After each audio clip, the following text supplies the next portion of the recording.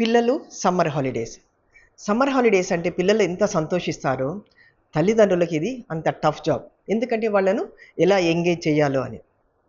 వాళ్ళకి మంచి మంచి కథలు చెబుతుండండి పిల్లల ఏజ్కి తగ్గట్టుగా. వాళ్ళతో మాట్లాడుతుండండి, అంటే సంభాషిస్తుండాలి. అలాగే పిల్లలను కూడా కథలు చెప్పమనాలి, స్టోరీ టెల్లింగ్. వాళ్ళను కూడా మాట్లాడమనాలి, వాళ్ళ ఆలోచనలన్నీ బయటకు వస్తుంటాయి. ఇలా చేయడం వల్ల ఏంటంటే కొంతమంది పిల్లలు వేరే పిల్లలతో ఈజీగా కలవరు. ఇలా మాట్లాడడము, కథలు చెప్పడం వస్తే చాలా ఈజీగా అందరిలో కలిసిపోతారు. అలాగే పిల్లల ఏజ్కి తగ్గట్టుగా చిన్న చిన్న పనులు చేయించడం అలవాటు చేయాలి. మొక్కలకు నీళ్లు పోయడము, ఇల్లు సదరడము, మనం ఇంట్లో పూజ కానీ హవనం కానీ చేసుకుంటే చేయడము, కూరగాయలు కట్ చేయడము, ఏదో ఒక పని వాళ్ళు ఏది చేస్తారన్నా కాదు అనొద్దు.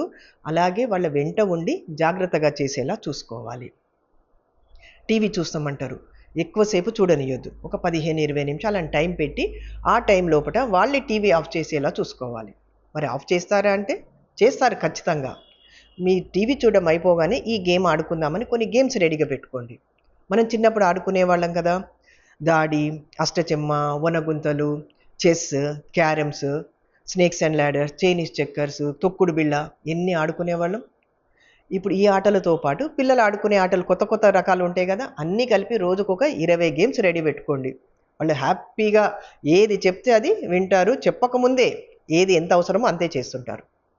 అలాగే పిల్లల్ని బయటకు తీసుకెళ్తుంటాం కదా హాలిడేస్ అని, షాపింగ్ కనో అట్లా తీసుకెళ్ళినప్పుడు కొంతమంది తల్లిదండ్రులు అనుకుంటారు, మేము పడ్డ కష్టం చాలు కానీ మా పిల్లలన్నా సుఖపడాలి అని వాళ్ళు ఏది అడిగితే అది కొనిస్తుంటారు. అది చాలా తప్పు పద్ధతి. అలా కొనియొద్దు. వాళ్ళకి ఏది అవసరమో అదే కొనివ్వండి, అనవసరమైనవి కొనివ్వద్దు. అలాగే కొంతమంది మొబైల్ ఫోన్స్ ఇస్తుంటారు పిల్లల చేతులకు. అది కూడా మంచి పద్ధతి కాదు. చేతులారా పిల్లల్ని పాడు చేసిన వాళ్ళు అవుతారు. ఇది తిను, అది తాగు అని పిల్లల్ని సతాయిస్తుంటారు. అలా చేయకండి. పిల్లలు పెద్దలు అందరూ కలిసి ఒకేసారి తినండి.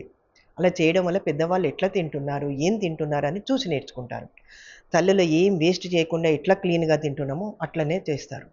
ఇవన్నీ ఒకటేసారి రావండి, చూసి మెల్లమెల్లగా నేర్చుకుంటారు. కానీ నేర్చుకోవడం మాత్రం ఖచ్చితంగా నేర్చుకుంటారు. అలాగే పిల్లలు మంచివాళ్ళు, ఆరోగ్యంగా ఆనందంగా బతకాలి అంటే ముందు తల్లిదండ్రులు మారాలి. మీరు ఆరోగ్యంగా ఉండటానికి ఏం చేస్తున్నారు? ఉదయం లేసి ఏమైనా ఎక్సర్సైజ్ కానీ అంటే ఫిట్నెస్ కోసం ఏమైనా చేస్తున్నారా అని చూసుకోండి. ఆరోగ్యంగా ఆనందంగా ఉండటానికి ఎలా జీవిస్తున్నారు, ఎటువంటి మంచి పనులు చేస్తున్నారు. ఇవన్నీ పిల్లలు ఏంటంటే మనం చెప్పేదానికంటే చూసి ఎక్కువగా నేర్చుకుంటారు. అంటే అబ్జర్వేషన్ పిల్లలకు చాలా ఉంటుంది.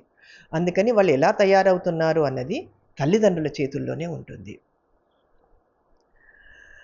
ఇవన్నీ తల్లిదండ్రులు ఇద్దరే చూడాలి అంటే చాలా కష్టం, ఇంత సమయం ఇచ్చి.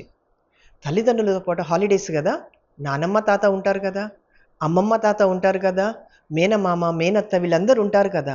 వీళ్ళందరూ కొన్ని కొన్ని రోజులు సమయం ఇస్తే వాళ్లకు మంచి విషయాలు నేర్చుకుంటారు, మంచిగా తయారవుతారు.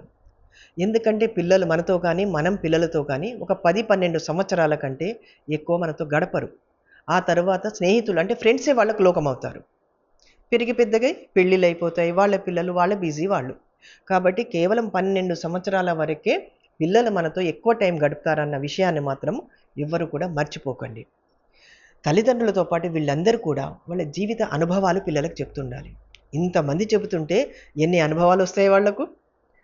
పిల్లలు పెరిగి పెద్దయ్యాక ఏ కష్టం వచ్చినా కూడా భవిష్యత్తులో మనం చెప్పిన అనుభవాలు వాళ్ళకు జీవిత పాఠాలుగా మారుతాయి. ఏ కష్టం వచ్చినా చాలా ఈజీగా దాటేస్తారు. కాబట్టి పిల్లలను దృష్టిలో పెట్టుకొని చాలా జాగ్రత్తగా హాలిడేస్ గడిచేలాగా, మంచి అనుభవాలు వాళ్ళకి ఇచ్చేలాగా పిల్లలకు పెద్దలకు అద్భుతంగా ఈ సెలవులు గడవాలని కోరుకుంటూ హ్యాపీ హాలిడేస్.